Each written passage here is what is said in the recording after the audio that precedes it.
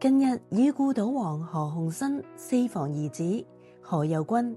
同超模太太奚夢瑤喺法國古堡補辦咗世紀婚禮，成為全網熱話。隨住兩人嘅社交平台公開咗多張官方婚禮嘅高清公關照，呢場盛宴不僅排場極度奢華，唔少網民更加提出一個疑問：點解兩個人喺2019年已經註冊結婚，甚至連仔女都生埋啦，但係偏偏要喺等到7年之後嘅今日先至正式補辦婚禮呢？其實呢一場遲嚟嘅7年婚禮背後藏住好多不為人知嘅豪門故事。首先，兩個人喺領取結婚證書不久之後，賭王何鴻燊就喺2020年不幸離世。作為傳統豪門大家族，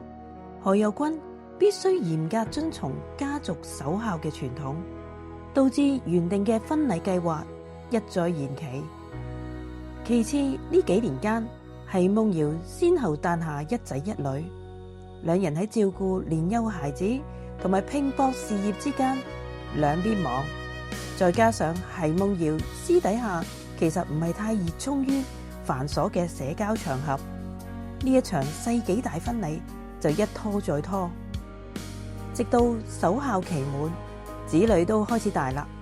何猷君最終都遵守佢當年嘅承諾，喺孩子們嘅見證之下，完成咗呢一場隆重嘅儀式。除咗呢份遲嚟嘅浪漫，最受網民讚賞嘅，莫過於係何猷君喺婚禮上面嘅結婚誓詞。細心嘅網民發現，佢非常巧妙地將傳統嘅結婚誓詞重新改編，完美地避開咗經典嘅貧窮與富貴呢兩個詞語。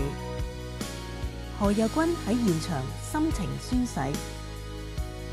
以後無論係順境或者低谷，熱鬧定係安靜，我都會站喺你嘅身邊。呢一種低調而真誠嘅改動，令到不少網民大讚非常體面，認為對於頂級豪門而言，去掉咗嗰種流於形式化嘅字眼，反而更加顯得呢一份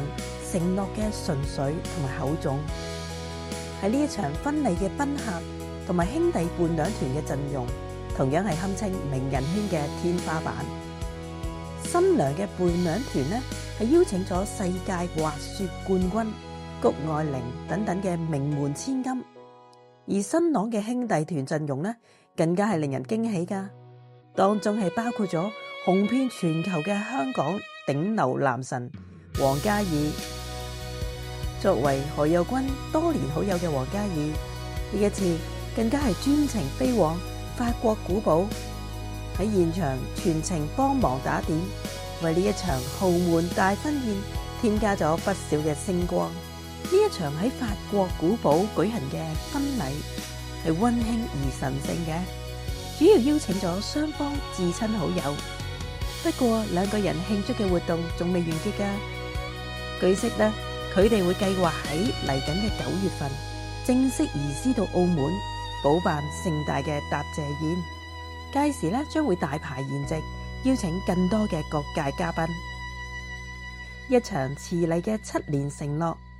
一對兒女現場見證，呢一場世紀大婚禮確實令人羨慕。唔知道大家對何猷君呢一段被讚嘅誠實結婚誓詞，以及佢哋延期嘅7年故事，又有啲咩睇法呢？如果你都喜歡用呢一種清晰客觀嘅角度去跟進明星同埋名人嘅動態，歡迎訂閱我哋嘅頻道聽娛樂，